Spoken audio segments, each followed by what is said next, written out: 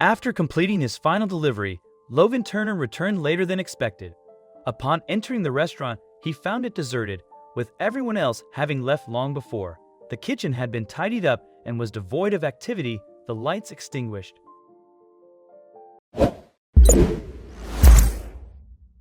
Exhaling a sigh, Logan was well aware that the manager, Mr. Wilson, would likely voice his complaints once more about Logan's tardiness and the need for faster deliveries. This job marked Logan's initial venture into the workforce, and he was putting forth his utmost effort.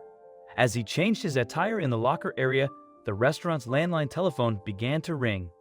Logan hesitated. He wasn't supposed to answer the phone, but it could be his boss, Mr. Wilson. So he picked up the phone and said, "Gourmet goulash, may I help you?" "Hello," said a woman's voice on the other side. "I'm so glad you're still open.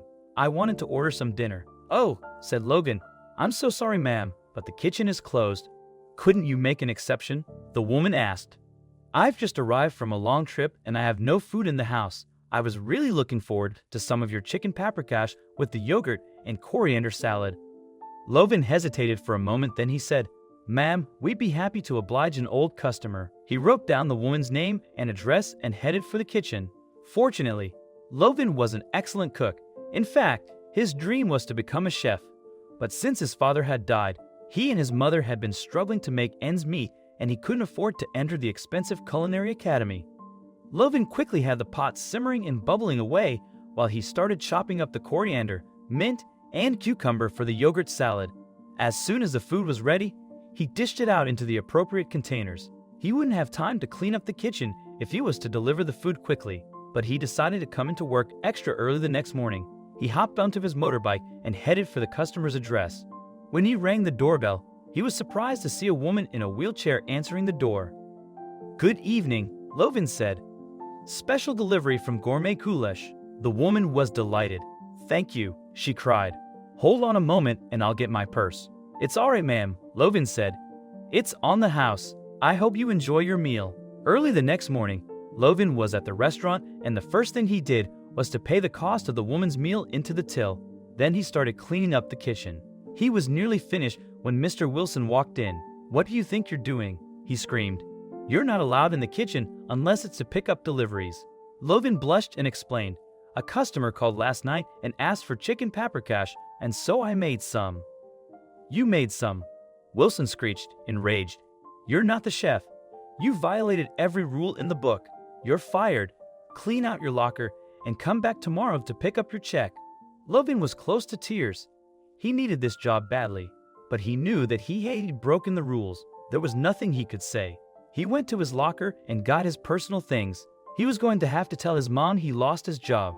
The next morning, he came to the restaurant for his pay. He went to Mr. Wilson's office and knocked on the door before he walked in. He stood by the desk while Mr. Wilson wrote out his check and ranted at him. "I can just imagine the health code violations," he said angrily. "And the food was probably terrible. We've lost the customer for sure." "But sir, I just wanted to help the lady," Logan tried to explain. "She said she was a regular customer. I thought it was important." "I don't care if she was the president," Wilson screamed. "I pay the rent and the electricity. I'm the one who decides what's important." That was when Logan noticed the portrait of a woman on Mr. Wilson's desk. It was the lady he delivered the dinner to. Why would that nice woman's photo be on the nasty Mr. Wilson's desk? What could the connection possibly be? He was about to say something when Mr. Wilson threw the check at him. "Get out," he said, "and never come back." Ethan Wilson was furious. His mind was full of the dreadful consequences that could have followed Logan's breach of protocol, and that evening, when he went to dinner at his mother's, he told her all about it. "That irresponsible boy turned on the burners, he handled food," he said.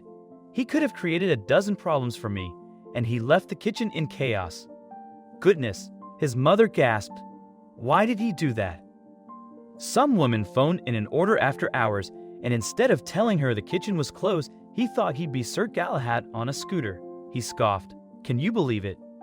"Yes," his mother said, and wheeled herself away from the table. "And he was very sweet and charming too." "Excuse me?" asked Ethan, baffled. "I phoned him, Ethan," Mrs. Wilson said. "I came home from my trip, and there was no food in the house, even though I'd asked you to do some shopping for me." Wilson blushed. "I'm sorry, Mom. I had a dinner party. I forgot," he confessed. "Well, I was hungry," Mrs. Wilson said. "So I placed an order, even though I knew the kitchen was closed. I wanted to know if you still held to the same customer service tradition that your father and I founded that restaurant on. The young man you fired not only showed the kind of spirit I admire, but the food he delivered was also delicious. A lot better than what your current chef cooks." Ethan was confounded. "Really?" He gasped. "I had no idea." "And you know what?" asked Mrs. Wilson. "He wouldn't let me pay for dinner. He said it was on the house. I think you should take that boy back quickly unless you want me to fire you, Ethan." Logan was stunned to see his former boss on his doorstep the next day. "Logan," Ethan said, "I'm here to invite you and your mother to lunch at Gourmet Goulash today, and to give you your job back."